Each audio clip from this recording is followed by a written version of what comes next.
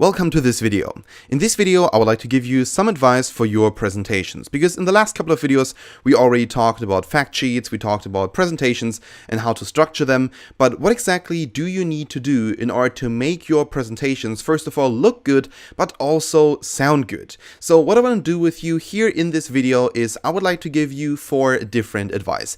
These advice will be all about supporting your presentations, making them better, improving them. Now, you can download again this infographic at any given time in the resource section of this video.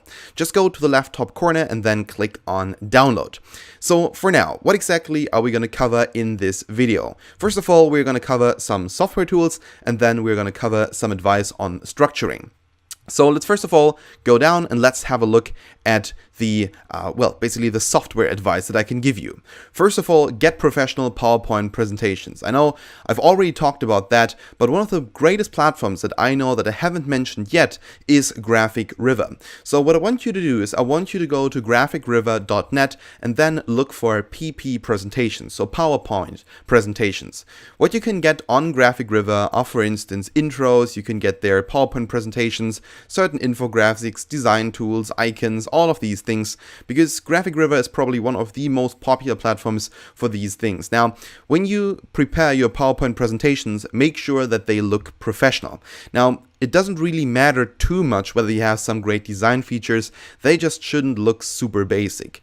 So for instance, if you use a template off your computer most of the time, for instance, the, let's say, Keynote template or the PowerPoint template in your, let's say, a computer in your PowerPoint software, they often don't really look very professional. And on that platform, graphicriver.net, you can get presentations that look very professional, that have nice background colors, nice designs, and they will help you to bring your message across. Because if they look professional, people are going to believe you a little bit more, or at least they will look at you and they say, all right, this person prepared something, and it also, of course, looks nice. So one of the platforms that I can recommend you is, of course, graphicriver.net.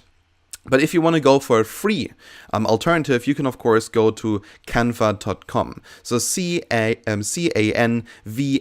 and then .com. So that platform is completely for free, and you can get a lot of free templates on there as well. So for instance, PowerPoint templates that look very, very nice. Or actually, it's not necessarily a PowerPoint template, but a presentation template.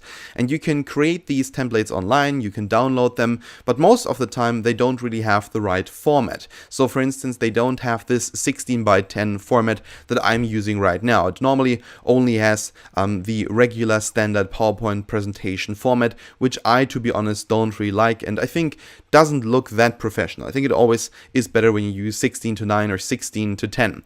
So just go to graphicriver.net or go to canva.com. On Canva, you can design your own PowerPoint presentations. They could look very nice if you know what you're doing. And also you can create logos on there. You can create posts on there. You can create a lot of things on there. It's completely for free. You could buy some, for instance, photos or icons or something like that. They are on the platform. But to be honest, I think it would be worth the money, but I think it's not necessary.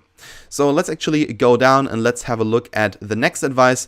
And this one is focus on your message. What would you like to say? Now, what I see happening all the time, especially in consulting and consultancy, is that very young consultants, people that have never started a consulting business before, they don't really find their own message. They present all the data like it is in school or in university, but they don't really focus on why does this matter to the customer. So what I want you to do is I always want you to focus on the message. What exactly do you want to say?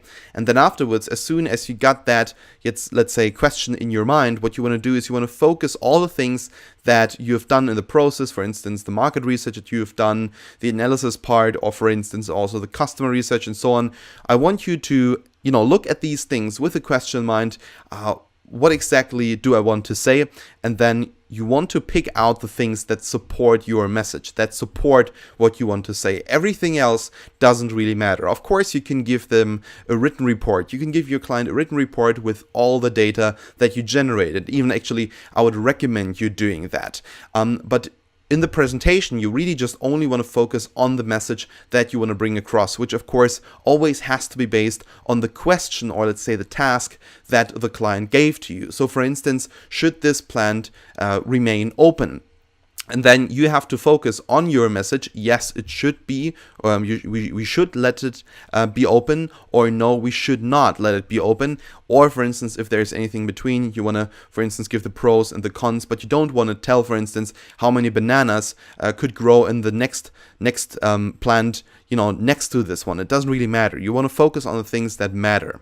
So then the next one, this one is now all about less can be more. Now, for instance, when you structure your presentations, you don't necessarily have to put all the data on it. You don't necessarily have to put all the things that you research on. You don't have to put them all on the presentation. What you should be doing is you should create a presentation that people understand, that your client understands. So less can be more. Don't let presentations get crowded. And then the last advice, which is, well, a little bit connected to the third one, this one is ask yourself, is this relevant? Don't bore your client. When you put so many data on, for instance, a PowerPoint slide, then of course the client might think, what is this? And perhaps he or she will get bored because you're reading out all of these things, and in the end, it is not really relevant. This person needs the things that are relevant to him or her and nothing else. That's the only thing that matters.